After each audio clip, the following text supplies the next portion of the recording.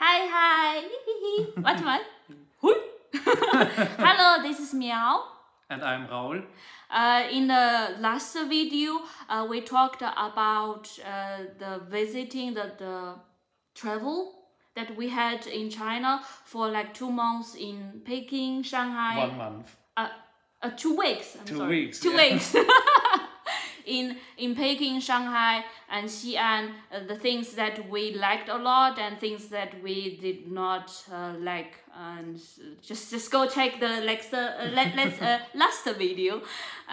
Still, one thing that I have to mention that my English is not as good as my German, because I'm now living in Germany for like 8 years, and I talked with people mostly in German, so this is also kind of a good video for me to practice my English. So please correct me or help me if I do something wrong. Okay, let's move on to our topic today. The life in my small city. Small city with 500,000 people who living there.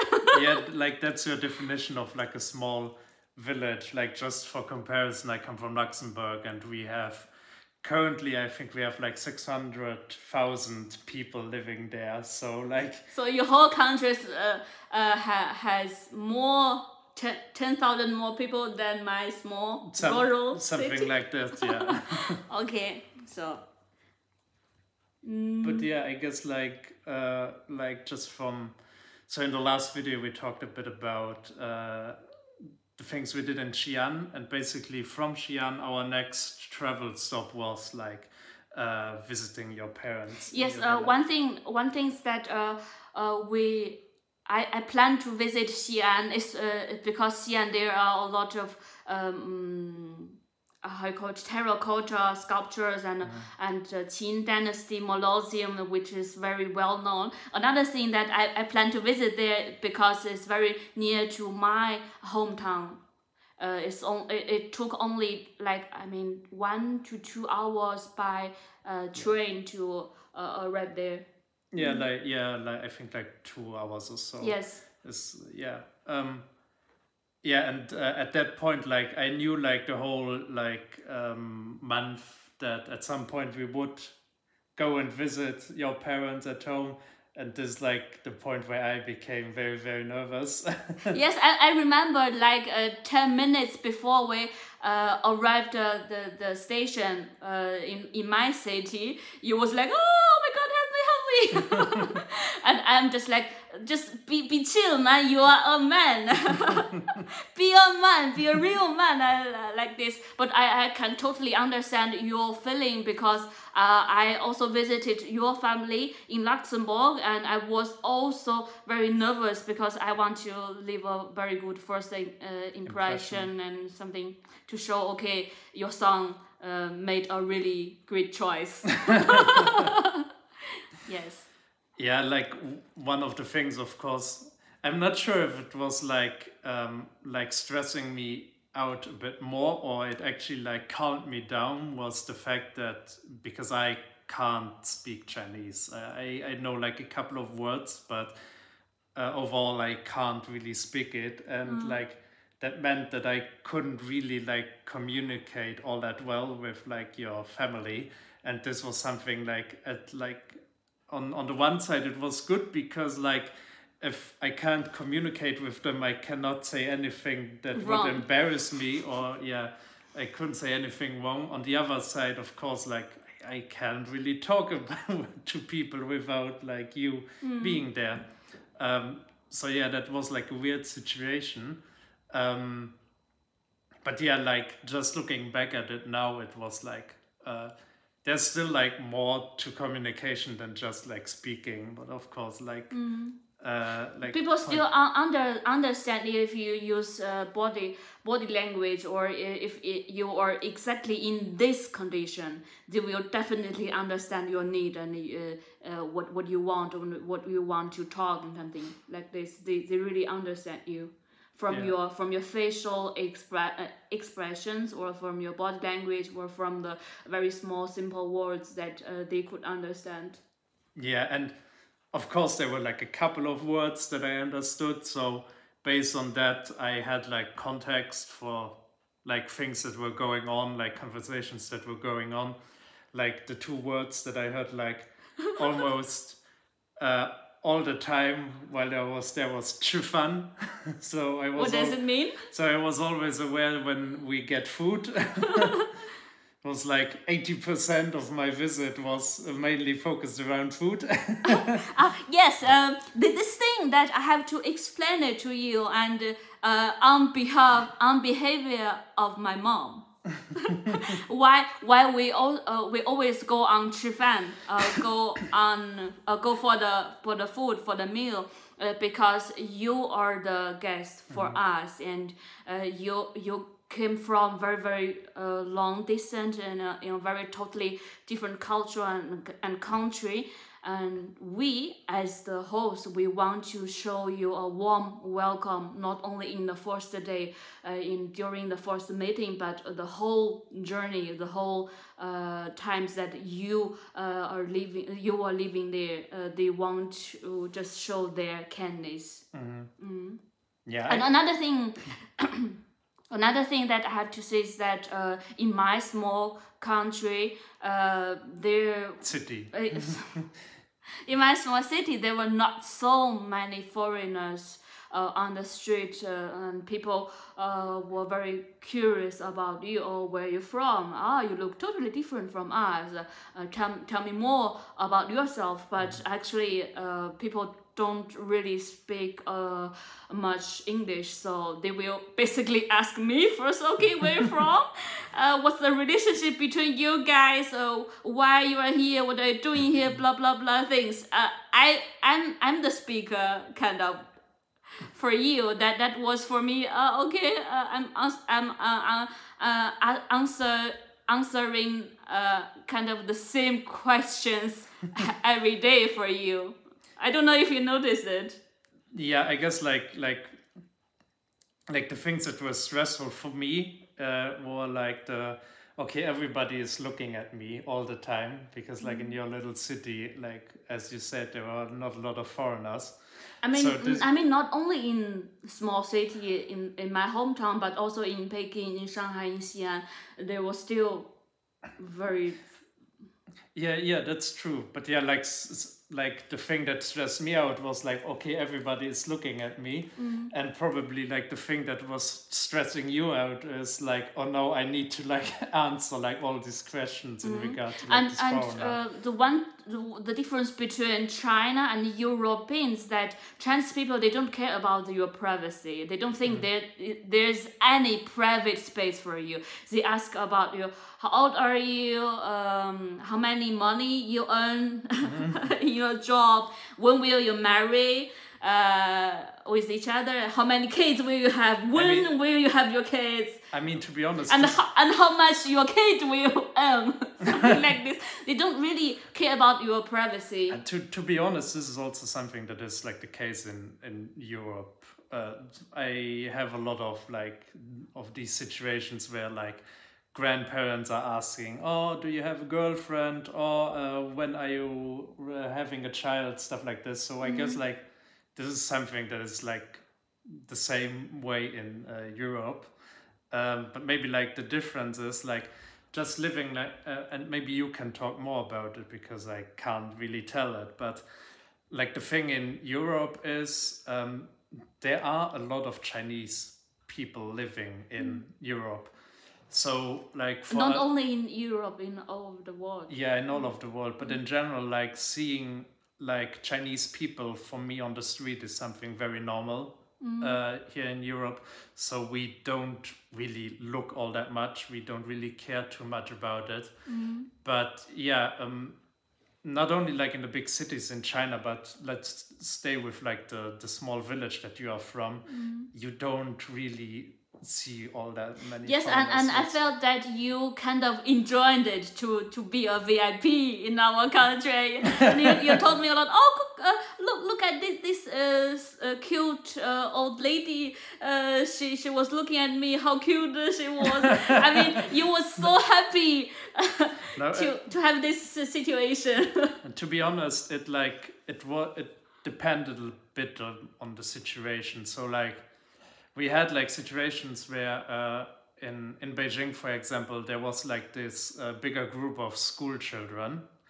They were on like a tour, and yeah, they saw me, and they were like really cute about it. They saw me, they waved at me, they were talking about it. There was like this one group of school children. One of them, a girl, came to me and wanted to interview me. Gave me like a couple of questions to answer, and then like their friends came by and wanted to take some pictures with me. So this was something I found like really cute, and was cool to have like this exchange. Of course, there were like other situations where it became a bit uncomfortable, of course, like having all these eyes on you. I remember like we went and ate in a restaurant at one evening in your city, and we were like more in the back of the restaurant, and when we finished we needed to go all the way through the restaurant basically to get out. And yeah, when we came into like the main room, I just saw like each row of people, like each table, like slowly like turning around to see me. And like, yeah, like these kinds of situations were a bit uncomfortable. Yes, I told you before the whole journey that you will be the monkey in the zoo. In the zoo, yeah. Everyone will look at you because that's how it is. Yeah, so I think it was like a mix of things. Like, of course, like it is like it is interesting to have like all these eyes on you, and you are happy to like communicate with the people, but not necessarily like throughout the whole day, you know. Sometimes you have like these situations where you are tired. We had like a long trip through like a city, and you're just tired, and then having like all these eyes on you can be a bit annoying, of course. Yes, but I mean, you have to forgive them because first of all, they don't know your town. Second of all, they want to know more about you. Yeah. They're just curious. I mean, the similar situation I also experienced when I visited the small village in Germany or in other European countries where there are less foreigners. So just because you look different, so that's why you are so special. Yeah, and I wouldn't also be angry about them if they like look and like ask a lot of questions, because like at the core of it, it means like the people are interested in you and want to know more about you, maybe where you're from, your culture, and so on. Which is nothing negative. This is nothing bad. Like just having like this exchange, like getting to know other cultures a bit better, is definitely something cool. So. I think this is actually it's kind of annoying. That's true. But another way is that people are more connecting with each other. They are willing to connecting with each other because I have been living here in Germany for like 8 years. The people, at least they're living around me, but they don't give a fuck. They only care about themselves. You cannot call it selfish. You just call it they are very independent. They don't want to connect so closely to each other. I think this is kind of social mentality, or how you call it, culture, and something like this. This is on the common thing that the people in this area they have. I'm not sure about it, because like for me it feels like, for me it always felt a bit like it depends on how close you are to the person.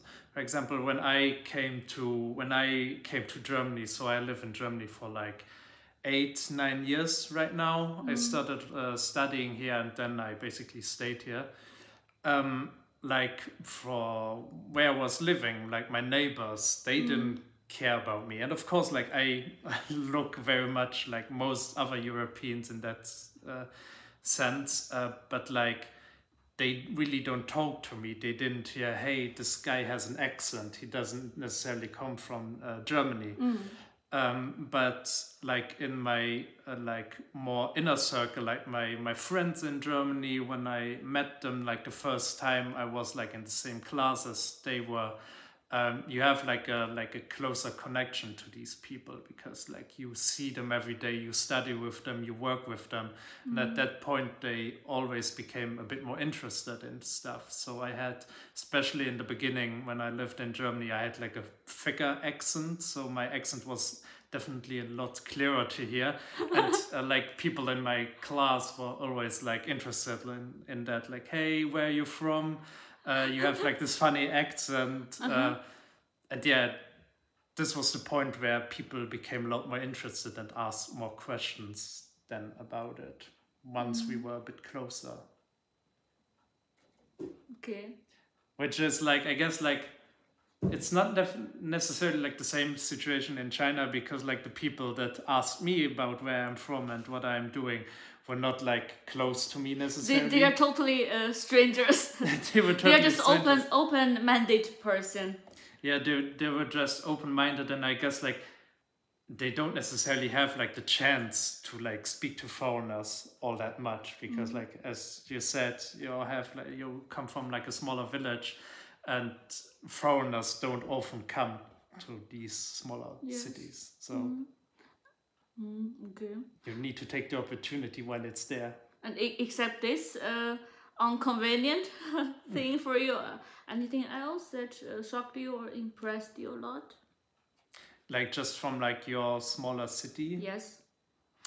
I guess like the one thing that I was, and to be honest, I also saw this in Shanghai, in a bigger city, but like the thing that I really, really liked seeing was like just this community of people dancing in like parks, and just like coming together like every evening, like having like their music box with them and just dancing to some music, which is like I never have seen that before in like Europe or so.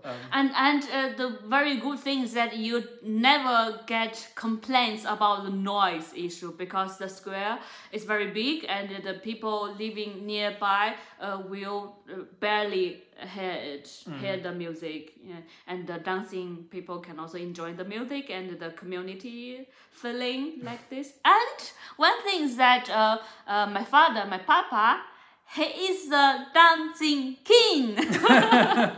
I'm sorry, I just want to go separate a little bit to talk about my papa. He's very social guy, social flower, I will call him. And he's always the one man dancer. Like the only man. Yes, the only man in the gym. At the beginning, when he dances, like it's kind of like you are doing some sport. It's not dance. But after some time, after several years, like he attended the dancing group, dancing events. Now, he was very soft and very professional. And it was a very good activities for them, at least, especially after he went to the retire from quit the job. No, yeah, he retired from the job. There are not so many things to do for him, and this is very good event to social with people and to get this connection, and also some activities is very good, and you have to do it also in Europe. It's very good for your mental health as well, not only physical health. Yeah, I mean, as you said, like a bit of the mentality in Europe would be like, I'm so annoyed by the music right now hearing this, but like I think it's like a really cool thing to see. Just having like this sport, like this like healthy activity that you participate in, you are doing it with like close friends, maybe your neighbors, maybe your like other family members, and it's like a really cool thing just to do. Like, and yeah, I can at least imagine like living here in Germany, in Berlin, if you would do something like this in one of the parks here, like people would be probably more annoyed and would look at you. And there will definitely be one grandma who is sitting on her balcony and call the police. Please come and close the music right now. Something like this. Is I call it grandma report. I don't know, a grandma civilization. Yeah, they just report it because they're so annoyed by it. Yes. They don't have anything to do. Because it's all the strange thing, new thing that they never experienced in their life. So they will say, okay, not allowed because I never experienced it. It's new, it's strange. I forbid it. And then like also like in German parks, I just take like Berlin now as an example. The parks in Berlin where you would do this, like having like this dancing group, meeting up for dancing, like these parks are mostly like very green, like there are a lot of trees, like a bit of water, like a little sea or so, and yeah, most of the times these parks are like really quiet. So when people like visit these parks, they expect like a more quiet environment where they're just lying on the grass, like maybe eating something with friends, like just sleeping in the sun, something like this, enjoying it like this. But actually, there are also a lot of bands, music events. But if you want to do this event, you have to apply first, like several months ago. So there are a lot of agreements that you have to commit to do this loud music thing. It's not like so as casual as in this in China.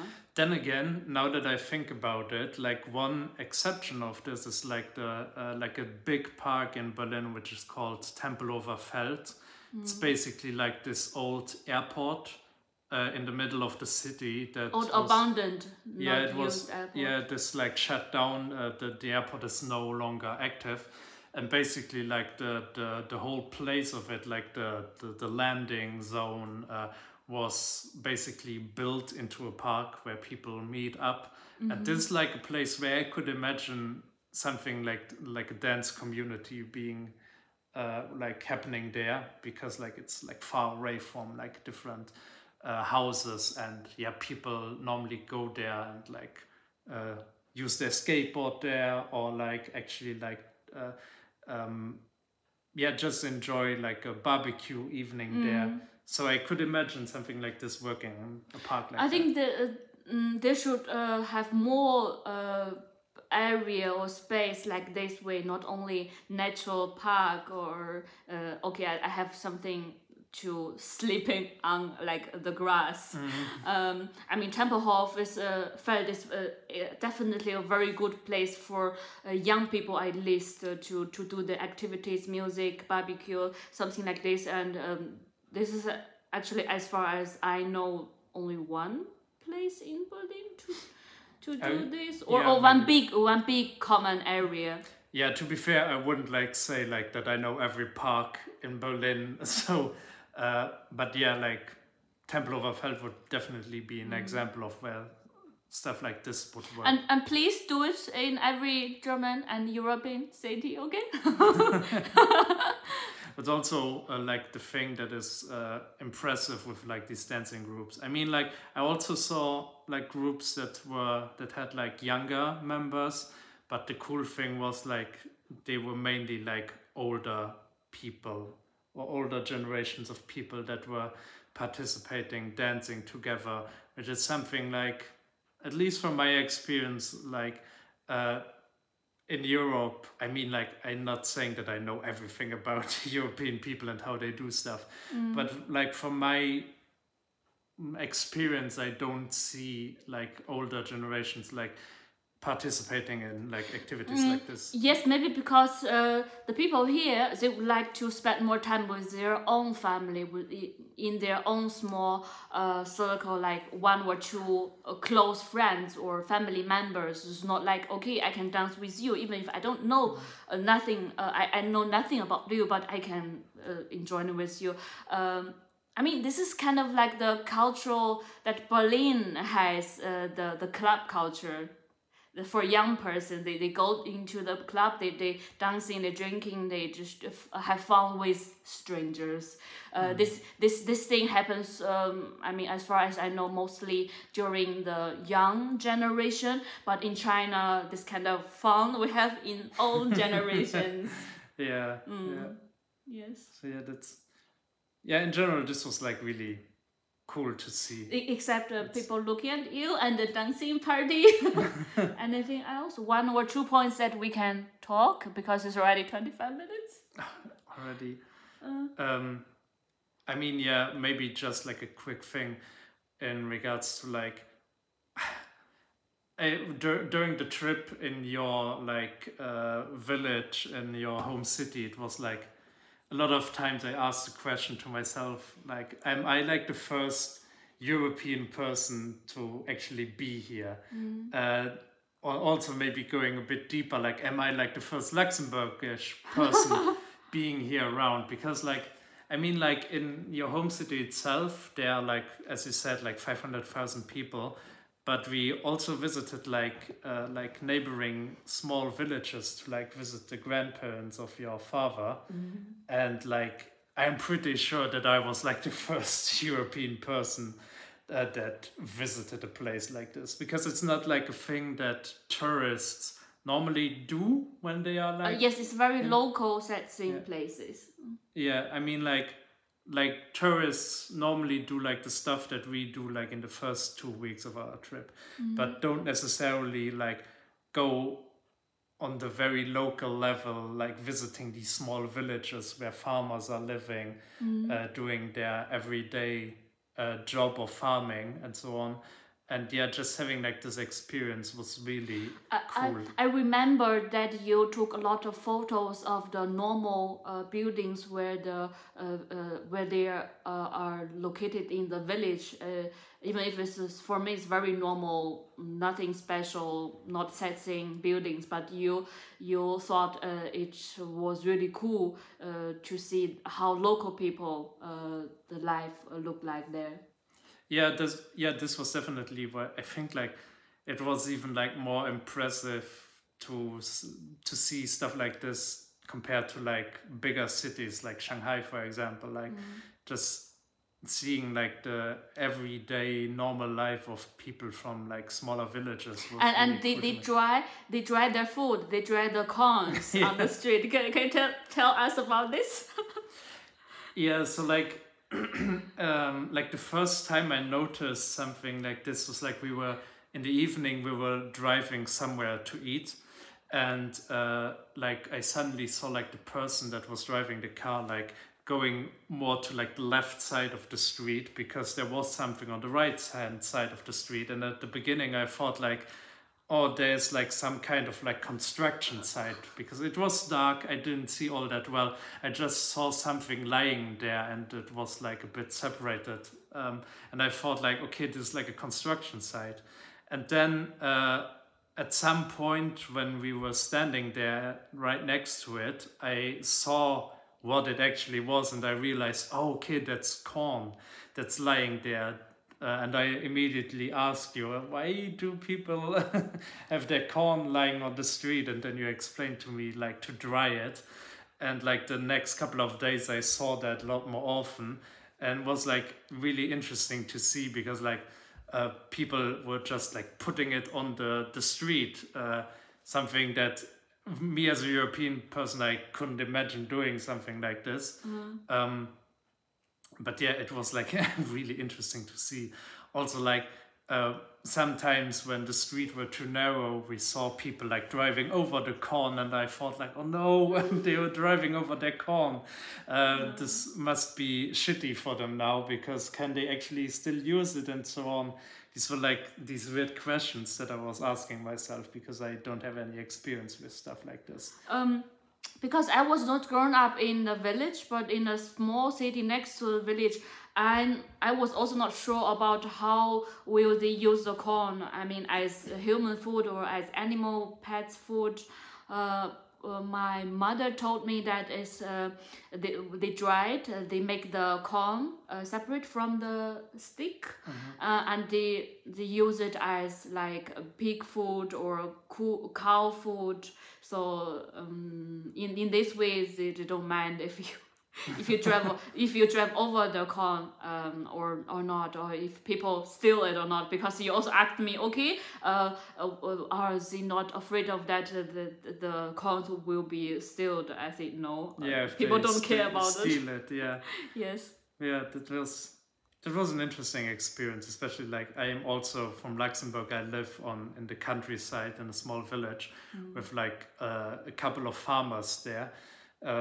But yeah, I have never seen farmers there doing stuff like this, so it was interesting to see that. Okay. Okay, as far we only talk about 3 points about the life in my small hometown. I think, and I know there are definitely more points that you can talk about. Yeah. For example, standing toilets, something like this. So I just want to keep this video like half an hour, no more long. So if we find a chance, we will definitely come back to this topic, and it's very standing toilets, the most important topic. Yes. Okay, thank you guys. As you see that the sunshine is coming, and we want to go for a walk with our cat in the forest, small forest in city. So have a nice weekend, have a nice day. See you. Bye bye.